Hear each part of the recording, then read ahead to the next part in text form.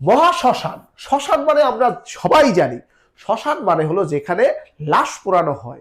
সনাতন ধর্মের মানুষজন মারা গেলে যেখানে নিয়ে একটা নির্দিষ্ট জায়গা যেখানে তাদের লাশগুলো পোড়ানো হয়। একজনের লাশ পোড়ানো হয়, তিনি চলে গেলেন, আবার যদি কেউ মারা যায় সেখানে শ্মশান মানে যেখানে লাশের পর লাশ, একটার পর একটা লাশ পোড়ানো হবে। তাহলে মহাশ্মশান যে কাব্যগ্রন্থ, এটা লিখেছেন কায়কোবাদ। কায়কোবাদ হলো বাংলা সাহিত্যের প্রথম মুসলিম কবি, প্রথম মুসলিম মহাকবি। তিনি মহাকাব্য লিখেছেন, সেটা হলো মহাশ্মশান। তিনি মহাশ্মশানটা লিখেছেন 1761 সালের, যে পানিপথের তৃতীয় যুদ্ধ হয়েছিল।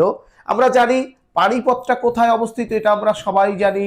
পানিপথ হলো কোথায়, ভারতের যে রাজধানী রয়েছে নয়াদিল্লি, সেখান থেকে 97 কিলোমিটার উত্তরে একটা মাঠ, একটা জায়গা, এটার নাম হলো পানিপথ। এই জায়গায় ইতিহাসে 3টে যুদ্ধ সংগঠিত হয়েছে।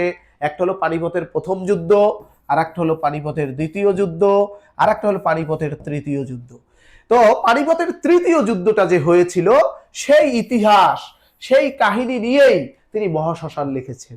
এইখানে কায়কোবাদ দেখিয়েছেন পানিপথের তৃতীয় যুদ্ধ এটা অনুষ্ঠিত হয়েছিল আহমদ শাহ আবদালি, আহমদ শাহ ভার্সেস কি মারাঠাদের মধ্যে।